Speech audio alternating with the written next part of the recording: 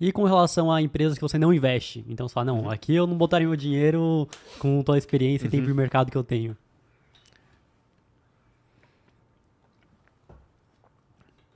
É raro ter um setor que eu não investiria. Talvez aviação. Podemos falar um pouquinho disso. Mas tem condições que eu acho que seriam muito difíceis de eu investir. Vou dar exemplos. Empresas que historicamente não geram caixa. Empresas que têm um endividamento muito alto frente ao valor dos seus ativos ou frente à sua geração de caixa. Empresas que fazem malabarismos contábeis. São empresas que eu não gostaria de investir. Empresas muito caras, né? Empresas que têm um múltiplo muito alto. Estão dando nome aos bois aqui, uma relação preço-lucro ou preço-geração de caixa de 20 vezes o lucro ou a geração de caixa normalizado, né? Então, essas são algumas condições que eu nunca investi e às vezes que eu investi, eu já investi em empresas que não geram caixa, eu me dei mal. Então, na vida é importante você aprender com os erros e esse erro eu não cometo mais. Que o complicado acaba sendo de pegar uma empresa que não gera caixa ou de pegar uma empresa que tá muito cara, que estão precificando que ela vai crescer muito. Ela tem que entregar esse crescimento para conseguir se manter nesse patamar ou até crescer. Exatamente. Tem um estudo do Damodaran muito interessante. O Damodaran é o papa aí do valuation, que ele mostra que assim o crescimento das empresas ao longo do tempo, e assim num curto prazo, em 5 anos, converge com a média de PIB. É muito difícil uma empresa crescer mais que PIB durante muito tempo. Então, na hora que você compra uma empresa pagando um múltiplo muito alto, vou dar um exemplo de uma Nvidia. Eu não estou falando porque eu entraria short, tá? Eu acho que você não comprar é diferente de você entrar vendido. Mas quando eu vejo uma Nvidia valendo 40, 50 vezes receita, é um múltiplo que a empresa tem que crescer tanto que vai ser difícil ela entregar esse crescimento, né? Por quê? Porque, competição existe, né? O pessoal vê a empresa valendo tanto, nossa, essas empresas valem tanto, vamos investir aqui. Exato, o Né? próprio mercado já vê como uma oportunidade para gerar essa própria concorrência. Exato. Então, o que a gente já viu e vai continuar vendo é que segmentos que estão muito bem precificados tendem a atrair concorrentes. No que não falta é capital no mundo. Né? Nos últimos, desde a bolha da internet, a gente viu que o que falta no mundo não é capital. Então, se tem algum segmento que está valorizado, vai vir capital querer aplicar ou nessa empresa ou em concorrentes que estão entrando nesse segmento. Então, ou essa empresa tem uma vantagem competitiva absurda que fica difícil de alguém entrar, né? Ou vai entrar competidores e vão ganhar market share e o crescimento dessa empresa vai ser reduzido. Então, eu não gosto de investir em empresas com múltiplos muito altos, porque tem que dar muita coisa certa para você não perder dinheiro. E muitas vezes a empresa se torna muito cara por conta da narrativa. Então a narrativa de AI, por exemplo, cresceu e a Nvidia cresceu também. Na bolha.com, a narrativa da internet, qualquer empresa que tivesse internet ia crescer, consequentemente ficou tudo caro também. É muito comum, né? As pessoas não se prenderem muito aos números e investirem com base numa história. E agora na questão da sua carteira pessoal de investimentos, eu já tinha visto em outro programa que você só investe em negócios e imóveis no final. E como funciona essa divisão aí entre... A minha carteira ela é composta por ativos que a Suno indica, né? E, obviamente, respeitando o período regulatório, né? Eu sou um profissional regulado, sou um profissional CNPI, né? Certificação Nacional do Profissional de Investimentos, analista. Né? Sou, inclusive, membro de alguns comitês, como o Comitê de Autorregulação lá da PMEC, que é a nossa Associação de Autorregulação dos Analistas. Né? Inclusive, tem sempre debates muito bons entre os analistas lá. Bom, dito isso, eu não posso me mexer muito na carteira. Né? Eu tenho que respeitar esses períodos de negociação que são permitidos ao analista, que é diferente do investidor médio. O investidor médio, vocês vão para o vender na hora que vocês quiserem e tal, e é essa a magia do mercado. E como funcionam essas restrições? Tem lá no código de conduta da PMEC, né, que eu recomendo que quem queira ser analista leia, ou quem assina um analista leia, mas eu diria que os analistas, historicamente, eles respeitam muito bem esses períodos. como é que funciona? Você indica hoje e você tem 5 dias que você não pode negociar, só pode comprar depois de 5 dias. Isso é o regulatório. Tem instituições que são ainda mais rígidas. No nosso caso, a gente tem uma segunda etapa que você não pode ter comprado 30 dias antes de indicar. A gente não compra at all. Né? Comprei 35 dias antes e daí indiquei. Eu acho que tem um probleminha aí. Então a gente só 5 dias depois. Esse é acho que dá um alinhamento interessante, né? Você dá tempo para os seus assinantes montar as posições que eles gostariam e depois eu acho importante o analista ter um investimento no mesmo ativo que ele indica. Bom, dito isso, qual que era a pergunta mesmo? A carteira de investimentos. Minha carteira. Minha carteira é só comprar ativos indicados por nós e assim tem uns 10% em fundo imobiliário, uns 20% fora e uns 70% em ações Brasil. Eu, ao longo do tempo, quero chegar em 40%, 45% em ações, ou melhor, ativos em outras moedas que não real. Eu ainda estou um pouco distante disso. Eu faço aportes regulares, recebo os dividendos e, ao longo do tempo, eu vou indo nessa direção. E o que fez com que você tomasse essa decisão de querer ter mais dinheiro em ativos internacionais?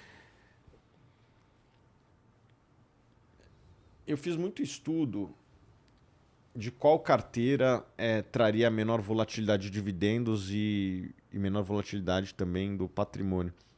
E esse era um número que trazia a melhor relação risco-retorno. Eu consigo ter um retorno bom com menos volatilidade. Entendi. Então não é por conta simplesmente do risco Brasil, ou enfim, né? Porque tem esse risco, né? Você empreende aqui no Brasil, dando ruim na economia do Brasil, é onde provavelmente está a maior parte do seu patrimônio. Sim.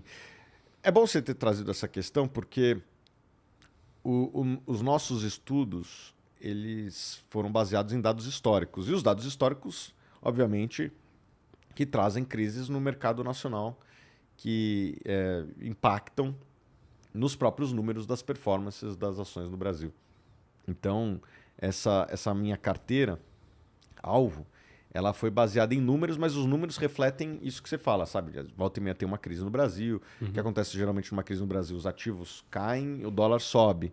Então, quando você tem uma carteira, uma parte da sua carteira lá fora, essa parte está protegida e a sua carteira fica menos volátil, né? Então, se numa crise o Brasil cai 30%, se você tem 40% fora, 60% no Brasil, vai cair 30% de 60%, que dá... Quanto que dá? 18%? É isso? Eu também sou meio ruim dessas contas de cabeça, mas enfim, acho que próximo disso. Né? E a outra parte está protegida, talvez até valorizando, porque geralmente numa crise o dólar valoriza também. Então, em vez de cair 30%, você vai cair 15%, entendeu? E com relação a lá fora, você investe escolhendo as empresas ou é mais através de ETF mesmo? Como eu falei, eu não gosto muito de ETF, porque eu acho que o ETF... ele parte de uma premissa a qual eu não acredito, que todos os ativos eles são bem precificados. Eu acho que boa parte dos ativos é bem precificada a maior parte do tempo. Mas isso tem uma diferença grande de todos os ativos são bem precificados 100% do tempo, que é a premissa como os ETFs foram construídos. Né? Os ETFs eles partem de uma premissa que, tipo, todas as informações são públicas e por conta disso todos os ativos são bem precificados. Né? Qual que é o problema de se acreditar nessa premissa? Se todo mundo acredita nessa premissa, ninguém mais analisa nada. E se ninguém mais analisa nada, provavelmente aquele ativo não está bem precificado. É o paradoxo do ETF. Né? Se todo mundo investir em ETF e vai fazer outra coisa da vida, eu invisto em ETF e não analiso mais nada. Né? Vou fazer outra coisa da vida. Vou jogar Free Fire, que vocês jogam, né? Vou jogar Free Fire. Se todo mundo está jogando Free Fire... significa que, tem coisa mal precificada aí no mercado. Tem coisa mal precificada, né? Então, é o paradoxo do ETF. Quanto mais gente investe em ETF, e nunca se investiu tanto em ETF, mais coisas vão estar mal precificadas. E mais vale a pena o trabalho da boa análise, entendeu? Eu que tenho um time de análise, que sou analista, para mim não faz sentido. Eu sou o cara que, gosto de analisar. Entendeu? E eu vejo tanta anomalia todo dia, tanta gente fazendo coisa errada, que para mim não faz sentido nenhum comprar ETF. Vou dar um exemplo recente aqui. Né? Lá na Suno, a gente tomou um risco que foi comprar faz 1 ano e pouco, 2 anos, indicações da Argentina. Alguém pode falar, pô, mas a Argentina está quebrada, não sei o quê. Vamos voltar para aquele assunto. É a questão de preço sempre. Questão de preço. Cara, a gente indicou uma empresa lá chamada IRSA, né? Que é a Multiplan, o Iguatemi lá da Argentina. Eles têm, sei lá, 70% dos shoppings de Buenos Aires, que inclusive vendem por metro quadrado mais do que a Multiplan aqui no Brasil. E não estava valendo o preço do aço e do cimento. Entendi. Sabe? Tipo, pô, no limite, então vamos derrubar esse negócio, exportar esse entulho aqui. É a mesma questão do seguro de vida pro cara que tá na UTI, né? Então... Exato. E daí as pessoas não estão acreditando que a Bolsa da Argentina foi uma das melhores do mundo ano passado e a melhor do mundo esse ano. Para mim não chega a ser uma surpresa. As coisas estavam tão baratas, a queda das ações da Argentina em dólar foi mais de 90%, que tem uma hora que tem um piso, assim, sabe? Não vira para baixo, não vira para negativo. E a gente tomou esse risco, obviamente, com um percentual não tão grande, né? Porque tem uma volatilidade maior. Mas esse tipo de coisa o ETF não pega. Pelo contrário, os ETFs eles estavam cada vez menos expostos à Argentina, os ETFs de emerging market. Eles estavam vendendo para a gente, entendeu? Então, o ETF, nesse caso específico, foi o pato da mesa. Né? Mas você vê, por exemplo, que lá fora é muito mais difícil bater o índice do que aqui no Brasil. Então lá tem ativos muito mais bem precificados do que aqui dentro. Por isso que talvez muita gente goste de ETF. Eu mesmo lá fora eu acho interessante o ETF do S&P 500. Eu posso falar dos outros, de mim não posso falar dos outros. A gente tem um fundo global que está batendo o SP 500. Nós temos uma carteira internacional que historicamente bate o SP 500. Então, para a gente, que não acaba tem sido uma dificuldade. É que acaba sendo uma questão de fundamentos, né? Você tem uma casa de análise onde você vai realmente buscar analisar os ativos, né? Que acaba conflitando até mesmo com o ETF que parte dessa premissa, né? Que está tudo bem precificado. Eu não diria que conflito, eu diria que quanto mais pessoas investirem em ETF, mais fácil fica a nossa vida. Entendi. Tipo, se as pessoas não assinam a gente e estão comprando ETF, alguém pode falar, pô, você está faturando menos. Mas, por outro lado, olha o exemplo que eu dei da Argentina aqui. Facilitou muito a nossa vida, todos os ETFs do mundo, o pessoal vendendo ETF de Argentina, porque está vendo o jornal, vende aí, vende Argentina, o cara começa a sacar dinheiro do ETF, porque o ETF, ele traz dinheiro, mas ele sai dinheiro também, né? Na hora que o cara vende o ETF de Argentina, faz todas as ações da Argentina caírem, e o cara que tem uma lupa um pouco maior ali, um pouco mais afinada, né, fala, poxa, vender aqui menos do que o custo do entulho do negócio, tá meio barato demais. Esse risco eu tolero, entendeu? Então, eu diria que é uma relação interessante, a relação minha com o ETF, porque alguém pode argumentar que concorre conosco, e é uma crítica válida. Por outro lado, quanto mais gente acredita aqui, mais fácil fica a minha vida, mais alfa eu consigo gerar, mais retorno acima da média eu consigo gerar. E, pô, facilita muito a minha vida, porque eu também sou investidor, entendeu? Entendi o ponto. Eu ganho mais em dividendos do que eu ganho de dividendos e salário, mais dividendos da empresa do que eu ganho de dividendos e salário da empresa. Entendeu? Mais dividendos, ou melhor, mais dividendos da minha carteira do que dividendos e salário da própria empresa. Então, eu sou, antes de tudo, um investidor. Quanto mais fácil tiver a vida do investidor, para mim é bom também. Então, assim, se ninguém acreditar em ETF, acho que a minha empresa vai prosperar. Se todo mundo acreditar em ETF, minha carteira vai prosperar. Os poucos assinantes que ainda confiarem na gente vão prosperar muito mais do que hoje.